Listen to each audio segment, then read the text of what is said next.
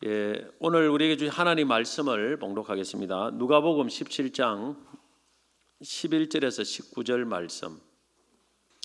예수께서 예루살렘으로 가실 때에 사마리아와 갈릴리 사이로 지나가시다가 한 마을에 들어가시니 나병 환자 10명이 예수를 만나 멀리 서서 소리를 높여 이르되 예수 선생님이여 우리를 불쌍히 여기소서 하거늘 보시고 이르시되 가서 제사장들에게 너희 몸을 보이라 하셨더니 그들이 가다가 깨끗함을 받은지라. 그 중에 한 사람이 자기가 나은 것을 보고 큰 소리로 하나님께 영광을 돌리며 돌아와 예수의 발 아래에 엎드려 감사하니 그는 사마리아 사람이라.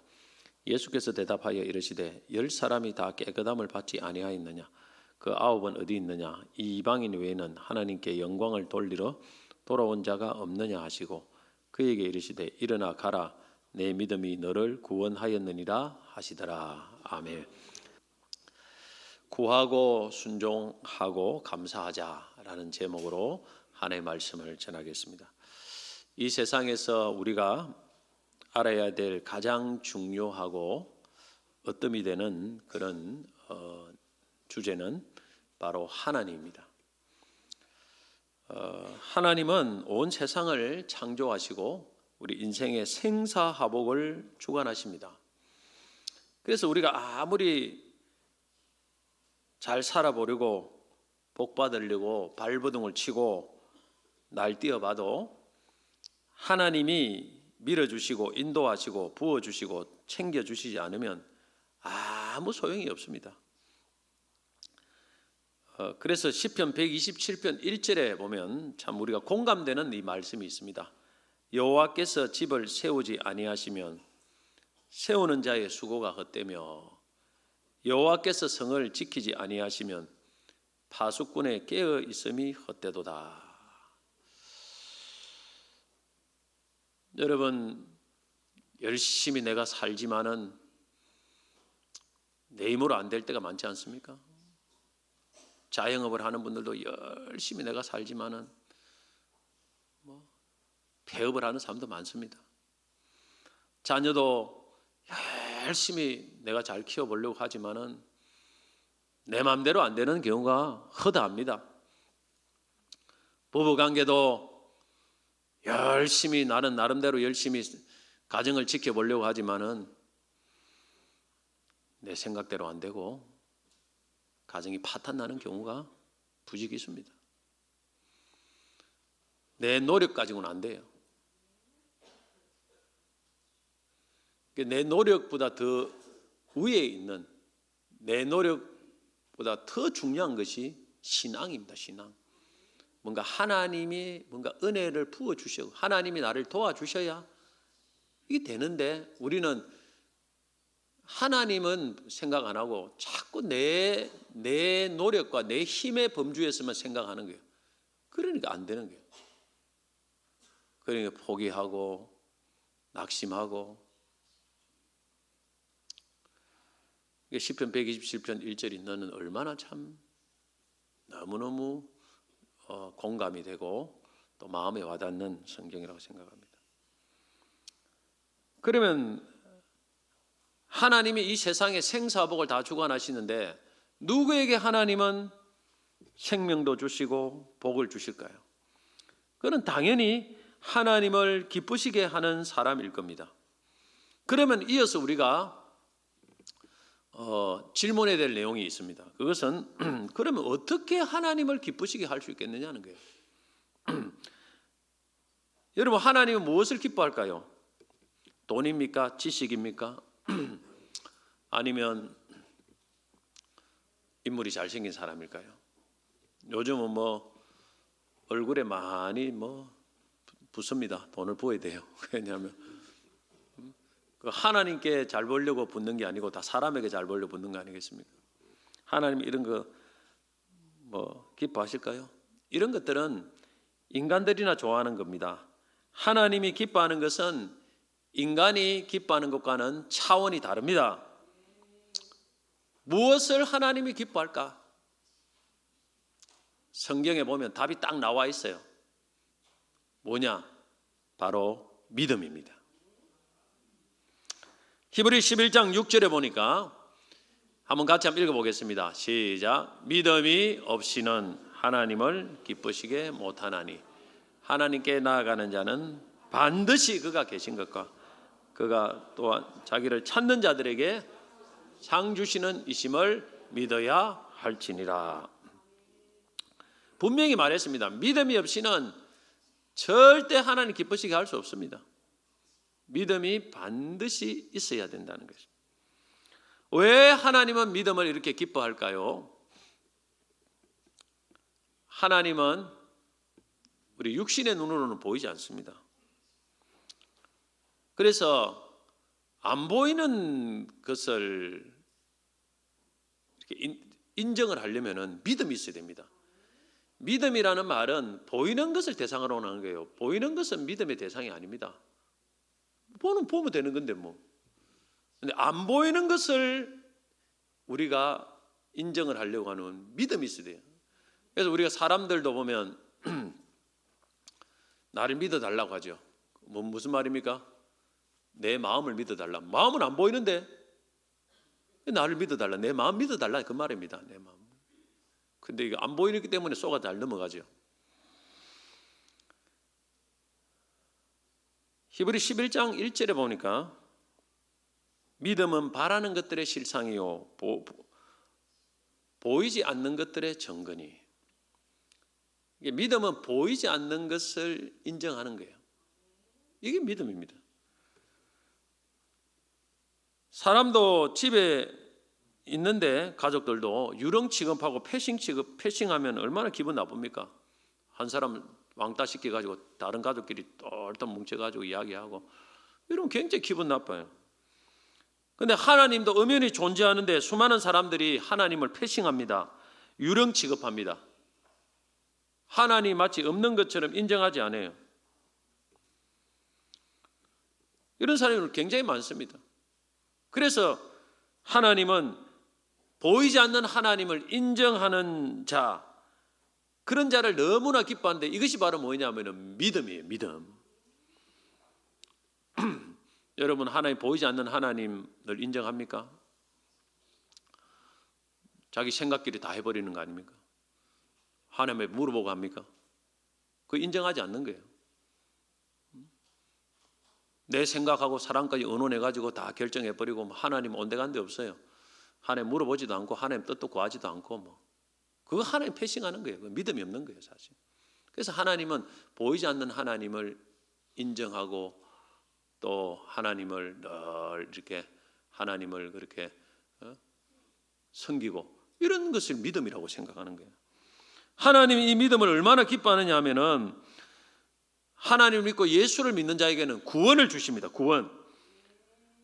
사도행전 16장 31절 보면 주 예수를 믿으라 그리하면 너와 내 집이 구원을 받으리라. 여러분, 구원이 뭡니까? 죄와 저주와 죽음과 지옥에서 건져내는 구원입니다. 이 구원은 하나님이 주신 최고의 선물인데 뭐로 주느냐 하면은 믿는 자에게 주십니다. 얼마나 하나님이 믿음을 기뻐하느냐 하는 것을 우리가 여기서 봐야 됩니다. 구원뿐만 아니라 우리가 여러분 기도를 많이 하는데 기도 응답도 누구에게 주느냐 하면은 믿는 자에게 주시게 되어 있어요. 마가복음 11장 24절 보면 그러므로 내가 너희에게 말하노니 무엇이든지 기도하고 구하는 것은 받은 줄로 믿으라 그리하면 너희에게 그대로 되리라. 많은 사람들이 기도는 하는데 응답을 못 받는 사람들이 굉장히 많아요. 그 왜 그런 거 하면 믿음이 없어서 그래요. 중요한 원인 중에 하나가 믿음이 없어서 그런 겁니다. 믿음만 있으면 수많은 기도가 응답이 됩니다. 뿐만 아니라 하나님은 믿는 자에게는 산을 옮겨진다고 해서 산을 옮긴다. 기적이 일어납니다. 또 믿는 자에게는 능히 하지 못할 일이 없다고 했습니다. 그러면 믿는 자에게 하나님은 수많은 풍성한 은혜를 부어주신다는 게 이거는 하나님이 믿음을 얼마나 기뻐한다는 것을 보여주는 것입니다. 오늘 여러분 우리가 뭘 기도해야 되겠습니까? 하나님 나에게 믿음을 달라고 기도하시기 바랍니다. 돈만 달라고 기도하지 말고 믿음을 주면은 믿음을 달라고 기도하면 믿음이 있으면 하나님이 나머지는 따라온다는 것을 아셔야 됩니다. 그러면 하나님이 기뻐하는 믿음은 어떤 특징을 가지고 있을까요? 오늘 말씀을 통해서 한번 살펴보고자 합니다. 오늘 본문의 말씀을 보면 우리 읽었던 성경 말씀 보면 예수님께서 예루살렘으로 지나가실 때에 사마리아와 갈릴리 사이로 지나가시게 되었습니다. 근데 한 마을에 들어가셨는데 그때 10명의 나병 환자, 지금 말하면 한센 환자입니다. 한센병이라고 하죠. 나병을 과거는 문둥병이라겠죠. 10명이 예수님 멀리서 보고 예수님께 소리를 칩니다. 예수님, 우리를 불쌍히 여겨달라고. 무슨 말입니까? 고쳐달라는 거예요. 우리 병 좀 고쳐달라고. 그러니까 예수님께 그들에게 뭐라고 했느냐면 가서 제사장들에게 너희 몸을 보이라고 이렇게 했습니다. 그래서 예수님의 말씀을 듣고 그들이 제사장에게 가는 도중에 그들의 한센병이 10명 다 치료를 받게 됩니다. 한마디로 어마어마한 기적이 일어난 거예요. 그런데 그 한센병 치료받은 10명 중에 단 한 사람만이 자신이 불치병이 나은 것을 보고 가는 길을 멈추고 다시 예수님께로 돌아와서 큰 소리로 하나님께 영광을 돌리고 예수님의 발 앞에 엎드려서 예수님께 감사합니다. 이 사람이 사마리아 사람이에요. 이에 예수님께서 하시는 말씀이 10사람이 다 깨끗함을 받지 않았느냐? 그 9은 어디 갔느냐? 어디 있느냐? 그러면서 그에게 일어나 가라. 내 믿음이 너를 구원하였느니라. 이렇게 말씀하는 거예요. 이것이 오늘 본문의 내용입니다. 자, 오늘 말씀에서 우리는 주님이 기뻐하는 믿음의 3가지 특징을 잘 볼 수 있습니다. 첫째는 어떤 믿음을 기뻐하느냐면 구하는 믿음이에요. 구하는 믿음. 누구에게? 예수님께, 하나님께 구하는 것이 믿음입니다. 오늘 10명의 나병 한센 환자들이 왜 나병을 치료받았습니까? 그들은 바로 예수님께 그 병을 고쳐달라고 구했기 때문에 그래요. 예수님은 멀찍하게 쳐다보고 가만히 보고 있었으면 그들은 치료를 못 받습니다. 예수님 도와달라고, 막 나를 불쌍히 달라고 예수님께 소리쳤지 않습니까? 구했어요. 구해서 그들이 예수님께 치료를 받았습니다. 12절, 13절 오늘 본문 누가복음 17장 같이 한번 읽어보겠습니다. 한 마을에 들어가시니 나병 환자 10명이 예수를 만나 멀리 서서 소리를 높여 이르되 예수 선생님이여 우리를 불쌍히 여기소서 하거늘. 소리쳐야 됩니다. 구해야 돼요. 수많은 예수님 당시 사람들도 있었지만은 예수님이 지나갈 때 가만히 물뜨거미 쳐다보고 있던 사람들은 치료 못 받았습니다. 기적을 경험 못 했어요. 그런데 어떤 사람들은 이 나병 환자처럼 소리를 쳐요. 그런 사람들 다 치료받았어요. 고침받았어요. 응답받았어요. 그 중에 바디메오, 소경 바디메오도 막 예수님 지나갈 때 막 큰 소리로 막 우리를 좀 불쌍히 여겨달라고 막 가물 지를 때 다 치료받았어요. 귀신 들린 딸이 있는 수로보링의 여인도 막 예수님한테 막 진돗개처럼 물고 늘어져 가지고 막 안 고치시면 안 가겠다 막 끝까지 버티고 예수님께 구하고 버틴 사람들은 다 치료받고 회복받고 고침받고 성경에 다 기록되어 있어요. 근데 물두근하게 쳐다보고 있는 사람들, 이 사람들은 치료 못 받았어요. 뭐라도 예수님 오면 부탁을 해야 돼요. 당시 한센병 환자는 부정한 사람으로 취급되었기 때문에 건강한 사람들에게는 접근하는 것이 율법에 금지되었습니다. 우리나라도 보면 과거에는 이런 환자들은 가까이 사람들, 성한 사람 가까이 못 있었죠. 격리돼 수용을 하고 그랬습니다. 그 당시에도 그랬어요. 그래서 그들은 예수님께 가까이 갈 수 없었어요. 그런데 멀찍하면서 있어요. 멀리서. 그러니까 그들이 할 수 있는 방법은 소리치는 방법밖에 없어요. 자기의 도움을 구하는 방법은 소리치는 방법밖에 없었습니다. 예수님께. 그런데 나병 환자들은, 한센 환자들은 주로 귀, 코, 입 등에 돌출된 살 등이 썩어 들어가기 때문에 사실상 큰 소리를 낸다는 것은 굉장히 어려웠을 겁니다. 근데 그들은 있는 힘을 다해서 최선을 다해서 예수님 앞에 도움을 구한 겁니다. 이것이 믿음이에요. 이것이 기도입니다. 여러분, 하나님이 기뻐하는 믿음은 기도하는 믿음입니다. 입 놔뒀다 뭐합니까? 그 입을 갖고 입을 열어서 혀를 놀려서 예수님께 도움을 구하고 때로는 소리를 치고 예수님 나 좀 도와주세요. 우리 가정 좀 도와주세요. 우리 자녀 좀 도와주세요. 그러면 그것을 믿음으로 보시는 거예요. 하나님이 기뻐하는 믿음의 요소에는 반드시 기도하고 구하는 요소가 있습니다. 조금 전에 읽었던 히브리 11장 6절에 보면 믿음이 없이는 하나님을 기쁘시게 하지 못하나니 하나님께 나아가는 자는 반드시 그가 계신 것과 또한 그가 자기를 찾는 자들에게 상 주시심을 믿어야 할지라. 하나님 기뻐하는 믿음에 두 가지 요소가 있습니다. 하나님이 반드시 계시는 것을 믿어야 돼요. 이게 무슨 말이냐면 하나님이 계시다는 걸 믿어야 됩니다.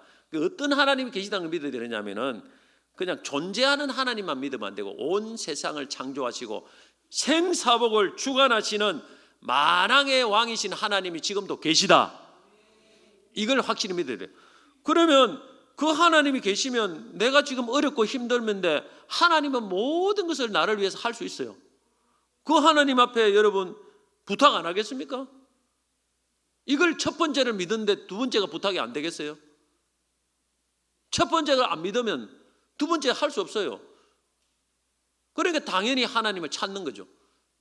그게 두 번째 믿음이에요. 하나님의 요소. 지금은 뭐 그렇지 않겠지만 과거에는 우리나라에는 권력 있고 힘 있는 사람에게 청탁을 하는 이런 경우가 참 많았습니다. 군대 같은 경우도 그 안에 군대에 좀 높은 사람이 있으면 힘 있는 사람에게 청탁을 하면 자녀들이 편안한 곳에 빼줘요. 보시기 편안한 곳에 보대. 그런 게 과거에. 요즘은 뭐 잘 안 그러겠지만. 그리고 힘 있는 공무원들에게 줄을 댑니다. 줄을 대 청탁을 하면 그죠? 하면은 그냥 안 되는 것도 되게 해요.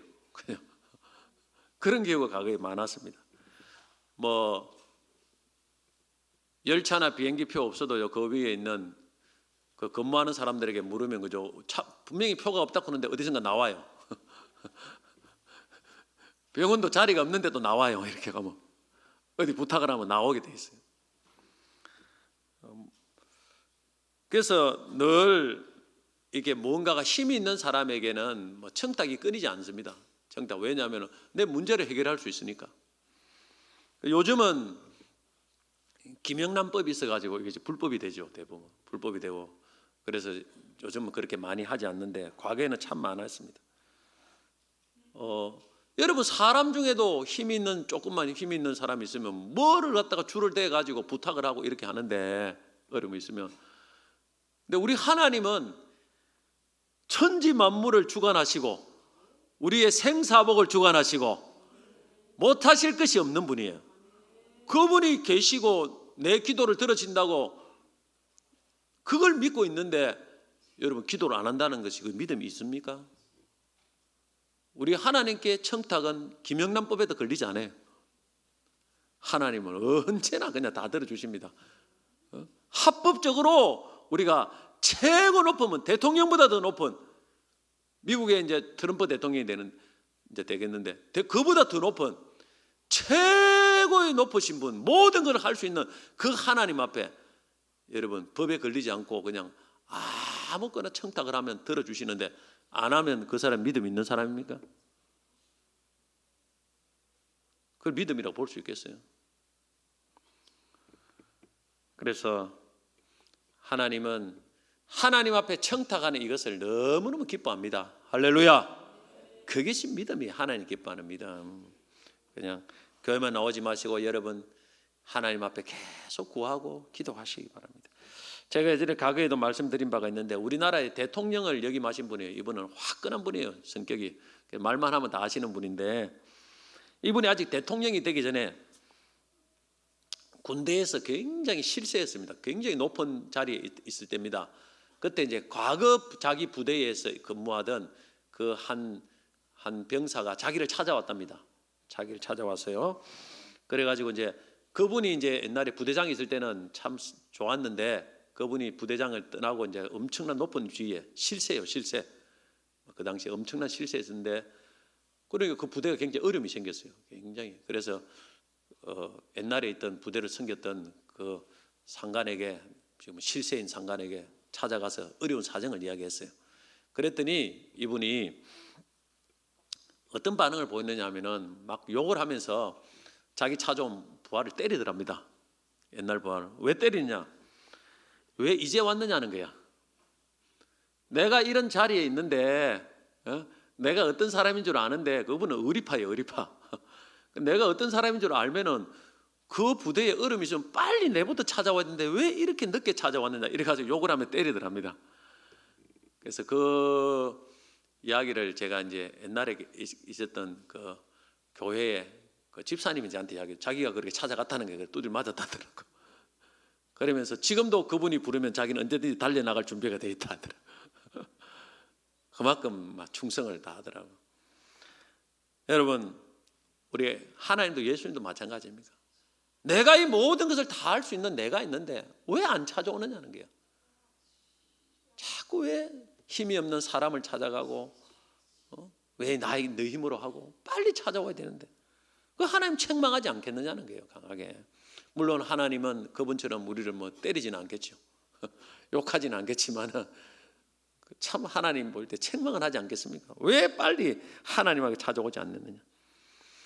성경에 보니까 너희가 얻지 못하면 구하지 아니함이요 했습니다. 우리가 왜 하나님의 얻지 못하냐면 기도를 안 하기 때문에 구하면 되는데 안 구하기 때문에 그런 거예요. 오늘 한센병 환자들은 예수님께 그 병을 고쳐달라고 구했습니다.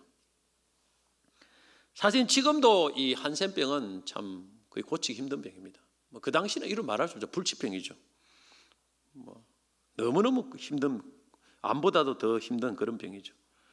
의학적으로 고칠 수 없는 병이죠. 그런데 그들은 예수님께 고쳐달라고 부탁을 했어요.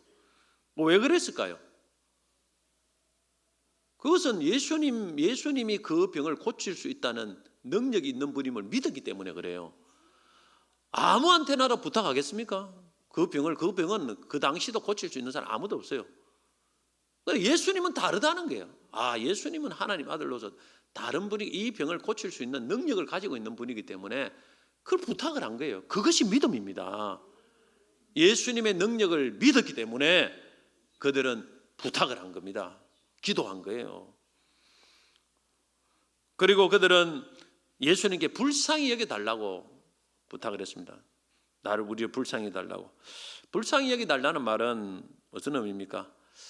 사실 예수님 앞에 자기들이 한 것이 없지 않습니까? 아무것도 예수님 앞에 예수님이 그들에게 신세진 것도 없고 그러니까 자기들은 공로가 하나도 없는 거예요. 사실은 뭔가 부탁할 만한. 근데 부탁 공로가 없지만 우리를 긍휼히 여겨 불쌍히 여겨서 우리를 좀 치료해 달라는 그런 의미입니다. 한마디로 의사한테 찾아가서 공짜로 좀 치료해 달라는 거예요. 공짜로 돈을 내야 되는데 이 말은 무슨 말이냐면 예수님은 사랑이 많기 때문에 우리가 불쌍히 여겨달라고 이렇게 하기만 하면 해줄 것이다. 그런 믿음이 있은 거예요. 그들이 가진 믿음은 뭐냐면 예수님은 우리의 병을 고칠 수 있는 능력이 있고 그리고 우리가 참 누가 그 당시에 한센 환자를 누가 돌보겠습니까? 사람들이 사람 취급 안 하죠.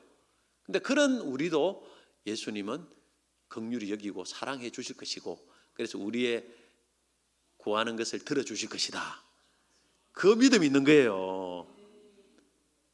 여러분들 이 믿음은 좀 염치가 좀 없어야 돼요. 그게 믿음이야. 너무 염치가 좋아가지고 되겠나 예수님 이래서 하면은요 어찌도 못해요. 나는 부족하지만은 주를 위해서 한 것이 없지만은 주여 나를 불쌍히 여겨 주시옵소서. 그러니까 찾아가면 아이고 내 믿음이 좋구나. 예수님이 그 당시에 예수님 치료하고 했던 분들이 다 예수님을 뭘 잘한 분들입니까? 한 것도 별로 없는 분들이 그냥 들이받고 예수님 불쌍히 해달라고 하니까 다 해주잖아요. 예수님이. 그게 믿음이에요. 예수님의 사랑을 믿은 거 아닙니까? 우리 예수님은 오늘 우리를 위해서 못하실 일이 없습니다. 무한한 능력을 갖고 있습니다. 그리고 우리를 무한히 사랑하십니다. 비록 우리가 죄인이고 하나님도 잘 못 섬기고 이것도 못하고 저것도 못하고 한 게 없지만은 염치 없지만은 그래도 예수님의 사랑을 의지해서 우리가 나아가면 주님이 오늘 우리의 기도를 들어주실 줄로 믿습니다. 그게 믿음이에요. 그게 믿음이에요. 저는. 우리 인간이 문제 중에서 가장 고치기 힘든 문제는 바로 죄의 문제입니다. 육신의 질병보다 암보다 더 고치기 힘든 우리의 죄의 문제입니다. 그러나 이 죄의 문제도 예수님께서 이 땅에 내려오셔서 우리의 모든 죄값을 대신해서 십자가에 죽으심으로 죄의 문제를 해결한 줄로 믿습니다. 예수님만이 우리를 죄를 사하는 능력을 가지시고 또 사랑을 가지신 유일한 우리의 구원자이심을 믿습니다. 그래서 오늘 여러분 죄의 문제 때문에 고민하지 마시고 예수님 앞에 나와서 예수님, 나는 이런 죄를 많이 지었지만은 예수님 나의 모든 죄를 사하여 주시고 나를 불쌍히 여겨 달라고 예수님 앞에 나와서 구하면 예수님께서 여러분의 모든 죄를 사해 주시고 여러분의 저주를 풀어 주시고 축복이 임하게 하시고 죽음을 멀리하고 생명을 주시고 지옥 대신 천국에 인도해 주실 줄로 믿습니다. 오늘날 이걸 몰라서 지금 많은 사람들이 예수님 앞에 나오지 못한 사람이 많아요. 예수만이 우리의 죄의 문제를 해결하는 능력과 사랑이 있는 분인데 그분께 나오면 다 치료되고 회복되고 할 건데, 그래서 나와서 예수님 앞에 구하는 이것이 믿음입니다. 둘째, 하나님 우리 예수님이 기뻐하는 믿음은 순종하는 믿음입니다. 그들을 불쌍히 여겨달라는 한센 환자들의 간구에 예수님께서는 뭐라고 했습니까? 14절 말씀 같이 한번 읽어보겠습니다. 보시고 이르시되 가서 제사장들에게 너희 몸을 보이라 하셨더니 그들이 가다가 깨끗함을 받은지라. 가서 예수님은 바로 즉시로 그들의 간구를 들어주시지 않고 가서 제사장들에게 너희 몸을 보이라. 무슨 말씀입니까? 구약시대, 아직 그 당시에도 아직 완전히 율법시대 완전히 벗어나진 않았는데 그 구약시대 율법에 보면 한센병에 걸리면 누가 검사를 하느냐면 제사장들이 검사를 합니다. 그러니까 제사장이 이 병은 한센병이라고 하면 그들은 사회에서 격리돼요. 자기들만 살아야 됩니다. 그리고 또 제사장이 그 병을 보고 병이 다 나았다고 하면 그들은 다시 사회생활로 복귀할 수 있습니다. 그래서 지금 의사와 같은 권한을 가진 분이 제사장입니다. 그 당시에. 그런데 예수님이 제사장에게 몸을 보이라는 말은 무슨 의미로 하신 말씀입니까? 이미 그들은 한센병 진단을 받았어요. 받았는데 제사장이 다시 몸을 검사하라는 말은 이제 너희는 병이 나았으니까 제사장에 가서 다시 검사를 받으라는 그런 말씀입니다. 이 말의 내용에는 아직 지금 병이 그대로 있는데 낫지도 않았는데 예수님의 이 말은 너 병이 나았다는 말이에요. 나았으니까 제사장에 가서 빨리 검사를 받아라 이 말이에요. 그런데 그들은 그 말씀을 듣고 순종해서 제사장에게 나아갑니다. 이것이 믿음이에요. 예수님 말씀을 듣고 순종하는 이것이 믿음입니다. 그런데 놀라운 일은 그들이 아직 병이 낫지 않았는데 그 말씀만 듣고 순종해서 나가는 도중에 가는 도중에 병이 다 치료받아 버렸어. 한 명도 아니고 10명 모두. 여러분 예수님이 우리를 위해서 어떤 일을 하실 때 어떤 방식으로 하시냐면 먼저는 말씀을 주셔요. 그리고 그 말씀을 딱 던집니다. 주시면 그 말씀에 우리가 순종을 딱 하면은 그 말씀이 우리의 삶의 현실이 됩니다. 이런 식으로 역사를 해요. 자, 먼저 뭘 줍니까? 말씀을 주시면 그리고 우리가 순종을 하면 그 말씀이 우리의 삶에 그대로 일어납니다. 이 나병 한센병 환자들에게 일어났던 것이 똑같습니다. 왜 그들이 순종을 합니까? 왜 그들이 순종합니까? 예수님을 믿었기 때문에 그래요. 예수님의 말씀에 예수님의 권위를 믿고 말씀의 권위를 믿었기 때문에 그렇습니다. 여러분들 회사에서 제일 높은 분이 회사 다니는 분들이 제일 높은 사장이나 회장님이 여러분들이 어떤 걸 말씀을 합니다. 이거 하라, 김 과장 이거 하라 그러면 하겠습니까? 안 하겠습니까? 하겠죠? 내 생각하고 틀려도 하겠죠? 왜냐하면 그 회장님의 권위를 인정하는 거고 그 말의 권위를 인정하는 거 아닙니까? 안 할 사람 아무도 없어요. 잘릴 각오를 안 하면 안 할 사람 아무도 없어요. 그런데 하물며 만왕의 왕이신 최고의 권위를 가진 예수님 명령하면 무조건 그것이 이해되든지 이해되지 않든지 간에 내 생각하고 맞든지 다르든지 간에 무조건 순종을 하는 거예요. 그것은 뭐냐면 예수님의 권위를 인정하는 거예요. 그리고 예수님의 말씀의 권위를 인정하는 거예요. 그것이 바로 믿음입니다. 예수님의 존재를 인정하는 게 믿음이고, 예수님의 권위를 인정하는 게 믿음이고, 예수님의 능력을 인정하는 것이 믿음입니다. 그래서 바로 그 순종이 믿음이라는 거예요. 그래서 우리가 자녀들도 부모의 권위를 별로 가사롭게 여기는 사람은 순종을 잘 안 해요. 또 목회자의 권위도 막 우습게 여기는 사람은 해도 순종을 안 해요. 그러면 하나님의 권위도 우리가 우습게 여기면 순종을 안 합니다. 믿음이 없어 그래요. 믿음이 없어서. 그래서 하나님은 말씀을 탁 전하고 나서 그 말씀에 순종하는가 안 하는가를 보고 우리의 믿음을 평가합니다. 순종하면 그 말씀대로 우리의 삶의 현실로 이루어집니다. 한센병 걸린 아람의 나아만 장군이 선지자가 전해준 하나님 말씀에 요단강에 가서 7번 몸을 씻으라, 이 말씀에 순종해서 몸을 7번 정확하게 순종했을 때 그 한센병이 다 치료되었습니다. 구약 성경에 나오죠.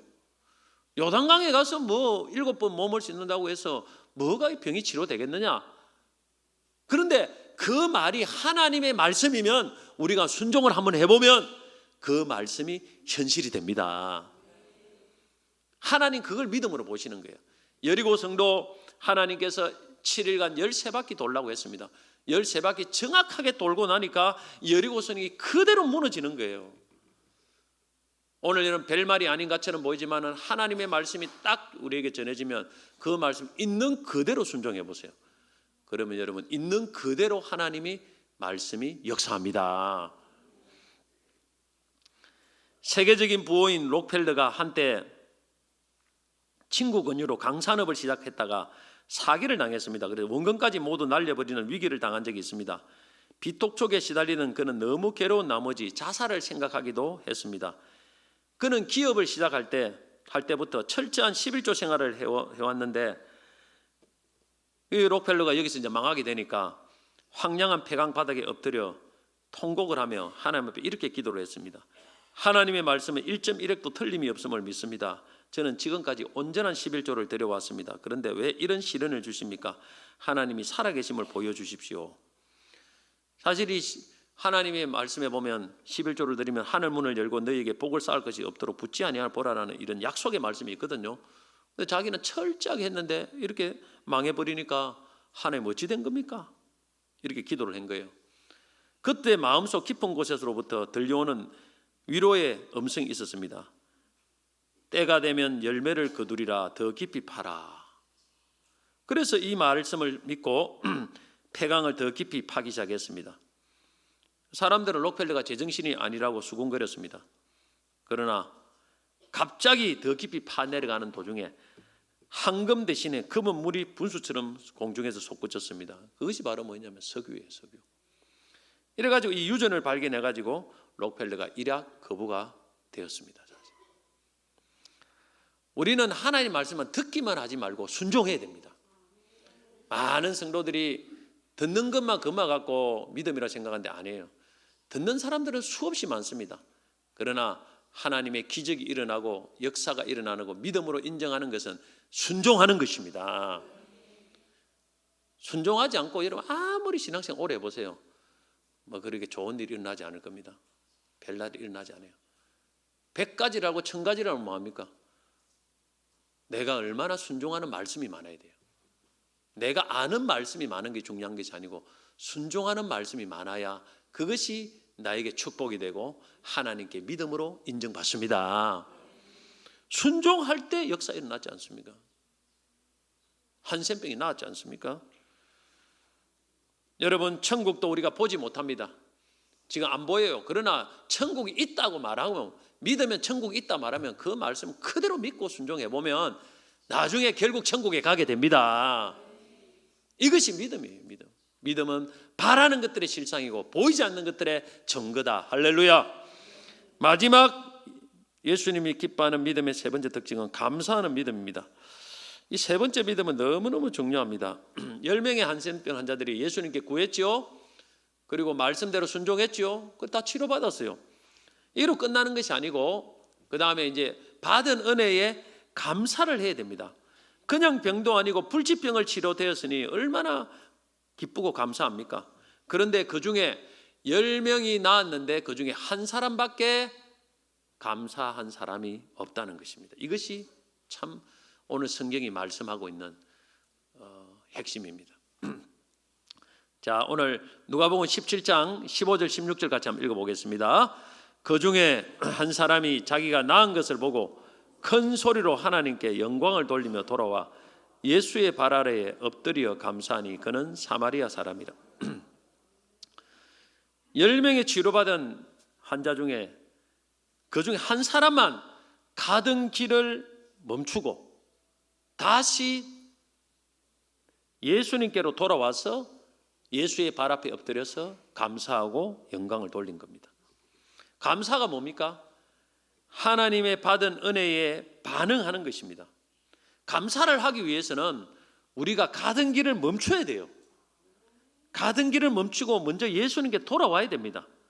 돌아와야 돼요. 그리고 예수님의 발 앞에 엎드려야 됩니다. 엎드려서 감사하고 영광을 돌려야 됩니다. 이것이 바로 뭐냐면 바로 예배예요.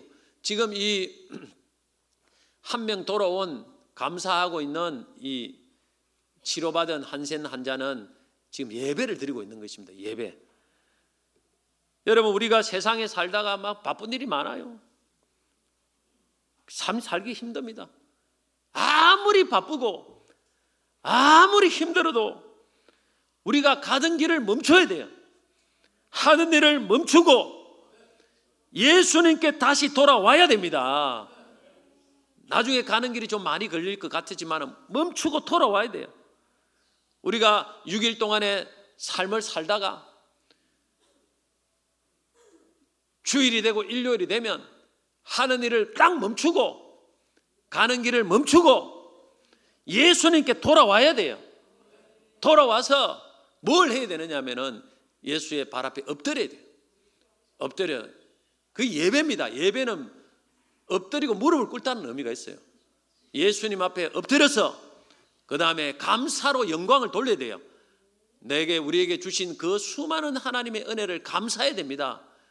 이것이 바로 주님이 우리에게 원하는 것입니다. 그것이 우리가 기뻐하는 믿음입니다. 오늘 우리가 하나님 앞에 얼마나 많은 것을 받았습니까? 계속 뭔가 더 받기 위해서 쫓아가면 안 돼요. 좀 욕심을 내려놓고 멈추고 돈 버리는 것도 좀 멈추고 돌아와서 이미 받은 은혜에 감사를 해야 돼요. 그것이 하나님이 기뻐하는 감사하는 믿음입니다. 한센병 환자들이 불치병을 고침받았으니 감사하는 게 너무나 당연하지 않습니까? 그러나 너무나 이 당연한 것을 하지 않는 사람이 너무 많습니다. 무려 90%가 오늘 말씀에는 감사를 안 해요. 은혜는 다 받았는데 90%가 감사 안 해요. 우리는 이 한센병 치료보다 더 큰 은혜를 받았습니다. 한센병보다 더 무서운 우리의 죄에서 구원을 받았습니다. 한센병은 육신의 죽음으로 끝나지만 죄는 육신의 죽음과 더불어 지옥까지 우리를 몰아넣는 영원한 죽음까지 가져갑니다. 그런데 이 죄에서 구원을 받은 것은 더더욱 감사해야 될 거 아닙니까? 그러나 오늘날 오늘 본문에서 보이는 감사하지 않는 9명의 사람들처럼 오늘도 이 땅에는 감사하지 않는 사람이 너무나 많습니다. 이런 사람들을 보고 예수님께서 뭐라고 합니까? 오늘 17절 같이 한번 읽어보겠습니다. 예수께서 대답하여 이르시되 10사람이 다 깨끗함을 받지 아니하였느냐? 그 9은 어디 있느냐? 이 이방인 외에는 하나님께 영광을 돌리러 돌아온 자가 없느냐? 책망을 합니다. 감사하지 않는, 은혜 받고 감사하지 않는 자들에게 책망을 합니다. 이 말은 뭐냐면 예수님께서 우리에게 은혜를 주실 때 뭔가 감사를 원했다는 거예요. 그리고 너무너무 중요한 말씀을 합니다. 감사로 돌아오는 한 사람에게 19절 같이 한번 읽어보겠습니다. 그에게 이르시되 일어나 가라 믿음이 너를 구원하였느니라. 자, 이 말에 주목하시기 바랍니다. 감사로 돌아오는 한 사람에게는 내 믿음이 너를 구원했다고 합니다. 자, 여기서 이 구원했다는 말은 무슨 의미입니까? 한센병에서 구원을 받았다는 말입니까? 만약에 그렇다면은 돌아오지 않는 9명도 다 이 구원을 받았어요, 사실. 그런데 예수님은 돌아온 한 사람에게만 이 말씀을 주신 것입니다. 그래서 여기서 구원이라는 것은 한센병에서 구원을 받았다는 말이 아니고 너는 죄에서 구원을 받았다 이 말이에요. 네 믿음이 죄에서 구원을 받았다는 말입니다. 네 믿음 때문에. 너는 이 믿음 때문에 네 죄에서 구원을 받았다.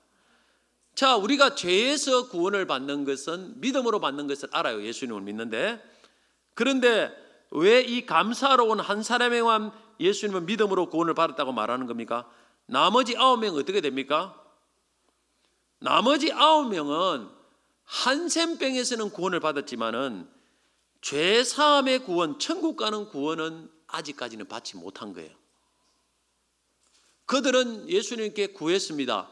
또 말씀에 또 순종을 했어요. 근데 뭐가 부족했습니까?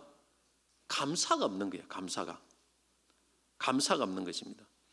그러면 예수님께서 믿음으로 구원을 받는 그 믿음에는 반드시 뭐가 있어야 여러분 믿음으로 구원을 받는 믿음으로 인정하는 겁니까? 감사예요. 감사. 구하고 때로는 좀 부분적으로 순종합니다.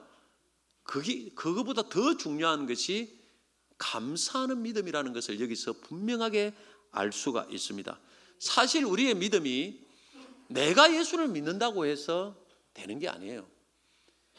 오늘 본문처럼 예수님이 인정을 해줘야 돼요. 우리 믿음을. 만약에 여러분 우리 천국 가가지고 예수님 내가 예수님 믿습니다. 예수님 믿습니다. 아무리 말을 해도 예수님이 네 믿음은 가짜다. 나는 너를 모른다 말하면 끝이에요. 내가 목사를 받은 저도 목사를 받은 지 오래됐습니다. 목사 된 지 20년 넘었어요. 교육자 생활한 지는 훨씬 더 오래됐고 내가 목사로 된 지 몇십 년을 목사를 했습니다.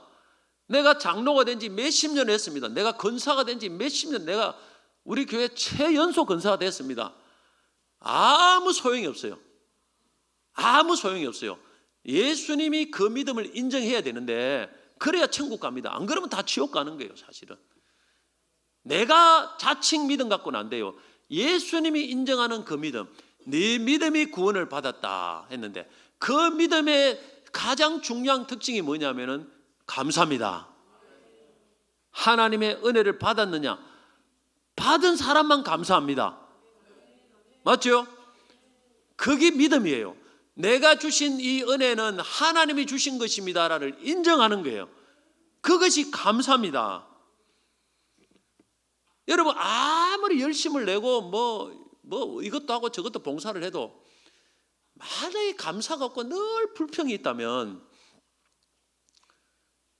그 믿음을 예수님이 과연 인정하실까? 우린 돌아봐야 됩니다. 오늘 말씀을 갖고 돌아봐야 돼요.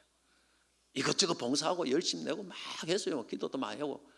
그런데 만약에 이까지 첫 번째, 두 번째 구하고 순종한 게 있는데 감사가 없을 때 그 믿음이 과연 예수님이 인정하고 구원받았다는 믿음으로 인정할 것인가? 여기에는 물음표가 달립니다. 저는 예수님이 아닌가 판단을 못 하겠어요. 그런데 말씀을 가지고 판단하면 물음표가 달린다는 거예요. 아닐 수도 있겠다.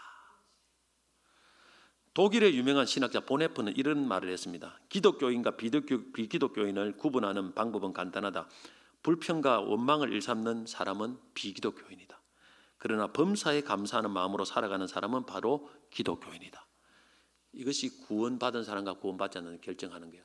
여러분들이 뭐 하나님 앞에 내가 기도 이것 받고 저것 받고 그보다 훨씬 중요한 거는 내가 별로 많이 받은 건 없지만은 내가 병들고 가난하고 약하지만은 그러나 하나님 주신 은혜에 감사하는 그 믿음이 더 진짜 믿음이에요. 더 진짜 믿음이에요. 예수님이 더 인정하는 믿음이라는 거예요. 이 점을 우리가 꼭 기억해야 됩니다. 그래서 여러분 얼마나 감사가 중요한지 몰라요. 너무 욕심 부리면 안 돼요. 항상 욕심이 들어오면 감사가 없어요. 우리가 여기서 요양원에 가보면 지금 여러분들이 앉아있는 이 이 얼마나 감사한지 몰라요. 가보면 뭐 수두룩합니다. 목줄에 목에 쭉 꽂고 있고 막 죽음을 기다리는 사람들이 수두룩해요. 제가 가보면.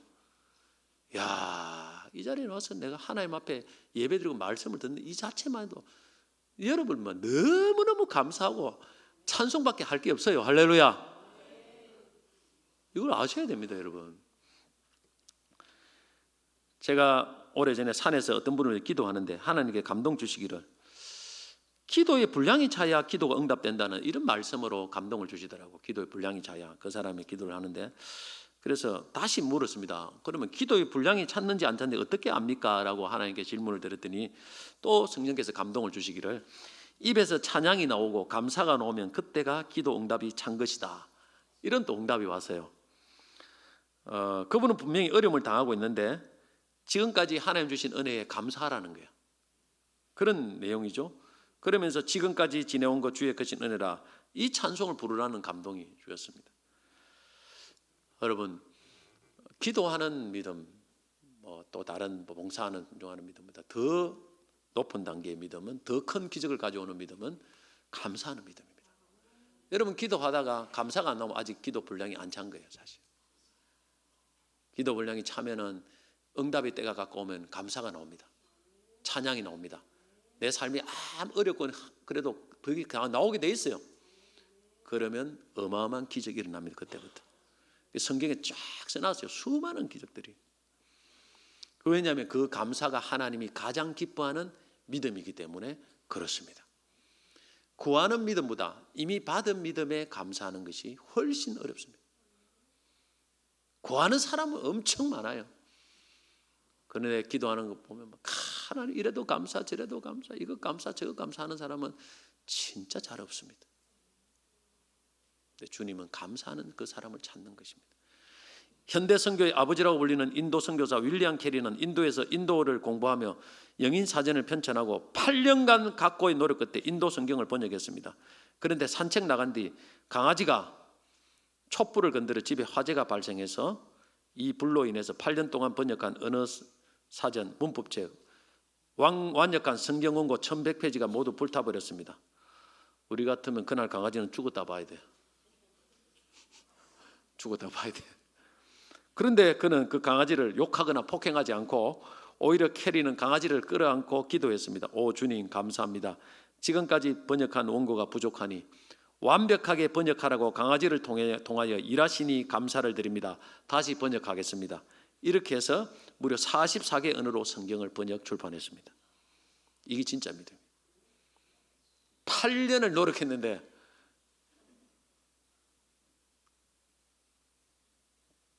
강아지 한 마리, 강아지라고 말하기도 좀 아까워요. 좀 더 이게 낮은 표현을 해야 되는데 이거 차마 그 낮은 표현을 못 하겠고 이 한 마리가 모든 것을 이제 초를 쳐버린 거예요. 그런데 오히려 감사하다. 이게 믿음이에요, 사실. 그래서 이 윌리엄 캐리가 위대한 일을 한 겁니다, 사실. 하나님 앞에 이 믿음으로. 말씀 읽겠습니다. 하나님은 온 세상을 다스리고 주관하십니다. 모든 걸 다 갖고 계세요. 여러분 우리가 그러면 그 하나님을 기쁘시기만 하면은 그 하나님 갖고 있는 것이 여러분 누구의 것이 되겠습니까? 하나님 주려고 갖고 계신 거예요. 이 하나님 기쁘시게 됩니다. 뭐로 기쁘게? 믿음으로 기쁘시게 합니다. 그럼 하나님 기쁘시게 하는 믿음은 뭡니까? 구해야 됩니다. 하나님이 능력 있고 모든 걸 주실 수 있는 분임을 믿으면 왜 안 구합니까? 구해야 돼. 기도해야 돼. 두 번째로는 말씀에 순종해야 됩니다. 하나님이 예수님 무슨 말씀을 하는데 아무 생각하지 말고 뭐 그대로 순종하세요. 그러면 그 말씀이 현실이 됩니다. 현실에 그대로 일어납니다. 세 번째 가장 중요한 거는 이미 받은 은혜. 없는 것만 생각하지 뭐 이미 받은 은혜 감사하시기 바랍니다. 감사하세요. 감사하시고 그거는 내게 받은 이것이 하나님 주신 것임을 인정하는 그런 믿음입니다. 그러면 그 믿음이 바로 하나님이 인정하는 믿음이고 감사하는 사람 믿음은 반드시 구원을 받게 됩니다. 여러분 다음 절 추수감사주일입니다. 감사하는 절기예요, 사실. 저는 맥주 감사절기에 가장 많은 사실 감사의 물도 저는 드립니다. 왜냐하면 감사가 너무 중요해요. 감사보다 더 중요한 게 없어요. 그래서 여러분 감사하는 믿음으로 하나님을 좀 기쁘시게 해서 전능하신 하나님이 여러분의 삶에 풍성한 은혜와 축복을 부으시는 그런 역사가 일어나기를 주의 이름으로 축복합니다.